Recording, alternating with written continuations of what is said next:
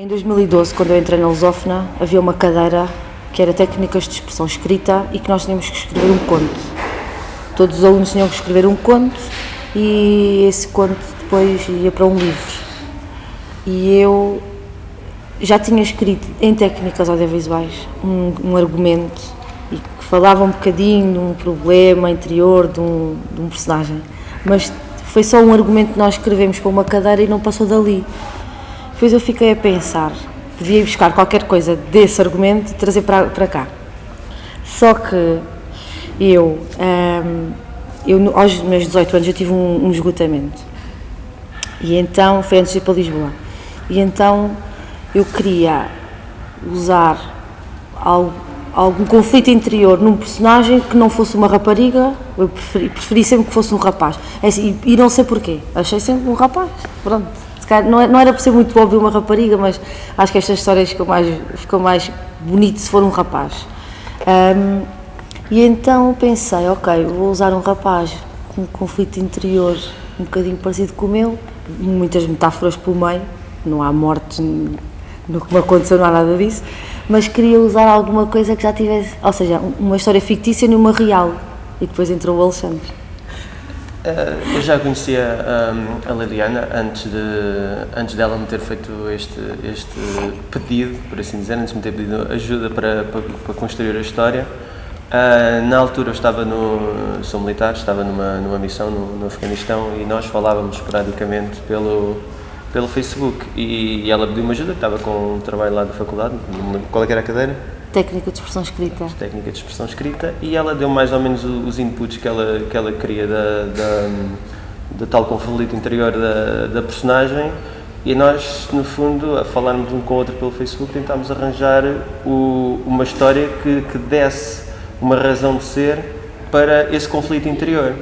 E foi tudo aí que surgiu, e eu, estando no Afeganistão, lembrei-me, uma história que seja fácil de conhecer background e que seja possível de se usar, e lembrei-me dos conflitos que ainda existe lá Forças Nacionais Destacadas no Kosovo. Escrevia um bocado o que é que achava, dava um input para a história, e ela dizia, está bom, depois ela dava mais outra ideia, e depois era quase aquela história em que um começa a dizer uma palavra, depois passa para o outro continua. Depois passa por aí outra vez. E foi um bocado assim, depois no fim daquela amálgama toda, saiu qualquer coisa. Obviamente depois tive ainda muitos filtros também, porque depois ela levou aquilo um bocado em bruto, por assim dizer, e depois foi muito filtrado também pelos professores, e no início o título não era o que é atualmente. Era Marcas do Meu Ser. Porque a história era um rapazinho que se tatuava, e daí as marcas do meu ser. Depois, esse conto, no segundo semestre havia uma cadeira onde se desenvolvia uma primeira curta, e a curta só podia ter 5 minutos, não podia ter mais. E então eu fui buscar o conto para essa curta, e era exatamente, depois ainda entrasse outra vez. Sim. Mas eu levei o conto. E esse conto, pronto, houve 4 ou 5 alunos que escreveram qualquer coisa e eu levei o mesmo, e na última avaliação eles chumbaram a história. Vou estudar, vou aprender tudo o que tenho que aprender nos 3 anos e vou desenvolver a história e vou melhorá-la. E pronto, estão lá as bases do conto, mas vou ali umas evoluções. E no último ano, que foi o ano passado, foi 50 alunos têm que escrever a sinopse através do tema anual da Lusófona, que eram contos populares. E eu pensei, onde é que eu vou pôr contos populares? Eu quero levar esta história à mesma, mas eu não tinha onde inserir os contos populares ali. Então foi muito engraçado, porque o primeiro pitching que nós tivemos eram os alunos. Eu baseei-me naquele conto e tenho esta ideia. E eu cheguei lá e disse qualquer coisa do género, eu não tenho conto nenhum para a minha ideia, mas é esta que eu quero continuar. E 3 professores, que era o Gonçalo Avanteles, o Jorge Paixão da Costa e o Fernando Centeio, acho que era. E eles olharam para mim e disseram, eu já ouvi isto a algum lado. E o Gonçalo disse, isto é o conto dela de 2012, a história que não passou no segundo semestre e que vem agora. E até eles acompanharam esta evolução toda. E não tem nada a ver, quer dizer, tem a ver, mas e isto agora mudou, o título mudou, para Turp é vergonha em albanês, e tem a ver com a vergonha de tal conflito interior do personagem. É assim, os pessoas que me conhecem, quando se falava no tour, associavam logo, ok, tem que ser da Liliana, não estou aqui a ver outro aluno, mesmo rapaz, não conheço outro aluno que fizesse uma história destas, é dela. Mas nós tivemos o último... Ela é preciso que faça a relação entre ela e militar, é necessariamente causa e efeito, quase. Pois. O último pitching que nós tivemos tinha júri externo, realizadores, produtores, eles só nos conhecem naquele momento. E nós já temos um teaser, já temos que levar tudo, é ali que vamos vender a ideia. E são eles que dão o visto ou não de rodagem. São eles que dão, quer dizer, são eles que influenciam um bocadinho, porque os professores dizem sempre: vocês vão apresentar o projeto, nós conhecemos há 3 anos, eles conhecem-nos já há 10 minutos, eles se calhar vão julgar mal. Quando eu fui apresentar a ideia, estava lá um dos júris, do elemento do júri, a primeira coisa que perguntou foi: porquê o Kosovo? E eu, olha, se fosse no Iraque era porque o Iraque, se fosse no Afeganistão era... Ele ia perguntar sempre porquê. E eu a explicar. E tinha um professor meu, que era o Amândio, cá em baixo, com o Gonçalo, e dizia: diz porquê que a tua história passa. E eu, porque eles queriam que eu dissesse que, ou seja, as influências que eu tinha militares. E eu não achava justo, não era preciso, dizia só porque é que eu tinha escolhido o Kosovo, porque é a história. E eles cá em baixo: diz. E eu não disse. E ele: então, mas veio uma rapariga, ainda para mais, lá está. Normalmente isto até tinha lógica se fosse escrito por um rapaz, coisas de guerra. Eu nunca disse. Mas eles perguntavam: isto tem alguma coisa a ver com alguma coisa que se passou contigo? É que tu mexes nesta história de uma forma que não é só estou a escrever. Está aqui qualquer coisa que tu não queres contar, mas tu queres também não contes. Mas toda a gente percebeu que aquilo havia ali, que era uma história de autor. E não era só como as outras.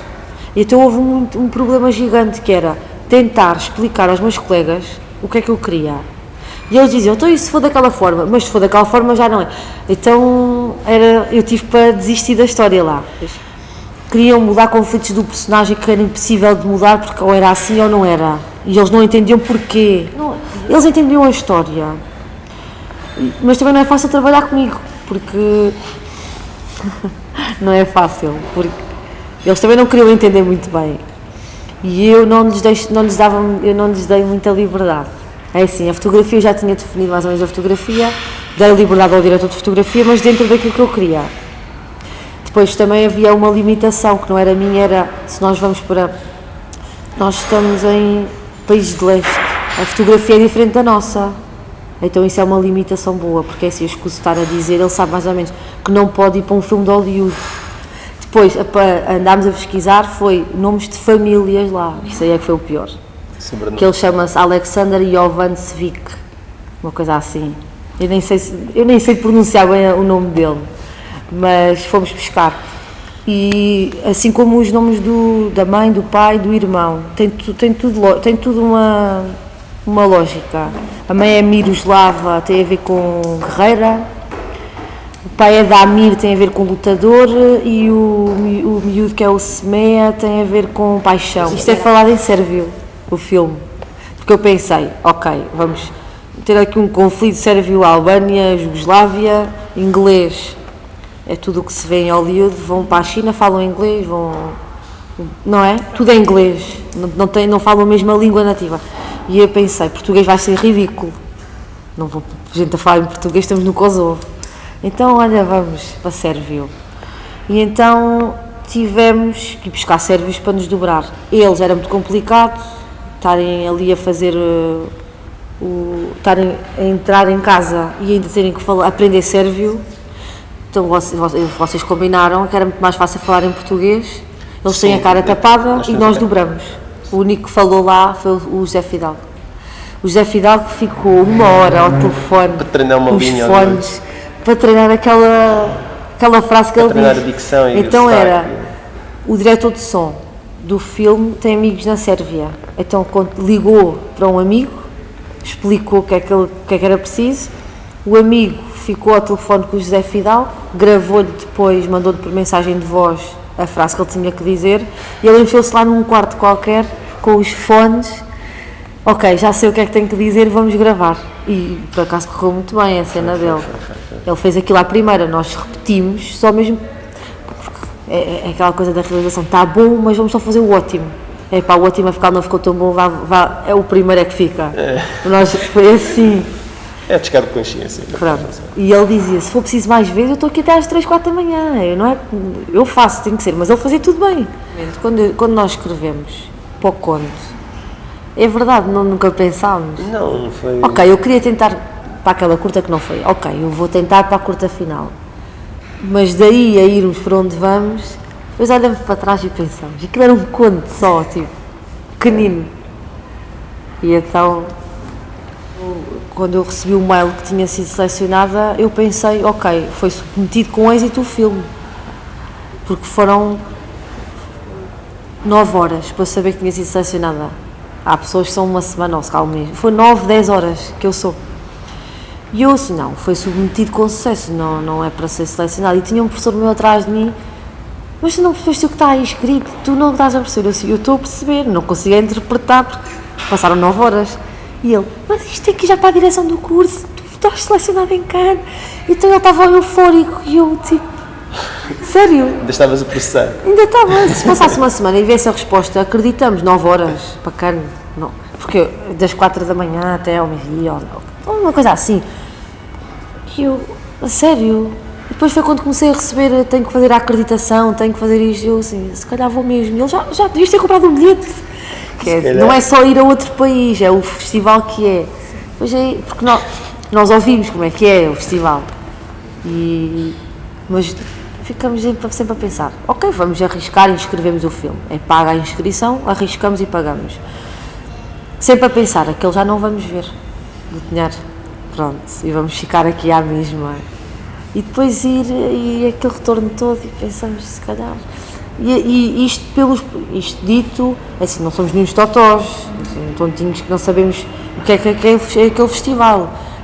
Mas não estamos à espera de ir e depois ouvirmos pessoas já são profissionais há não sei quantos anos e que dizem que o festival é isto e aquilo. E que para quem está a começar, normalmente já vão. Se calhar, normalmente aquele ir lá é mais ou menos, ok, já fiz 1, 2, 3 filmes, vamos lá, não é? Pronto, e eu acho que académico também é isso, ser académico, porque nós temos de dizer que é um filme académico, e eles perguntam quem é a produção é da Lusófona. Pronto, e ser selecionado, estão lá montes deles que nem são académicos e estão no mesmo que nós. Podem não ser pessoas conhecidas, mas já estão com orçamentos muito maiores que o nosso.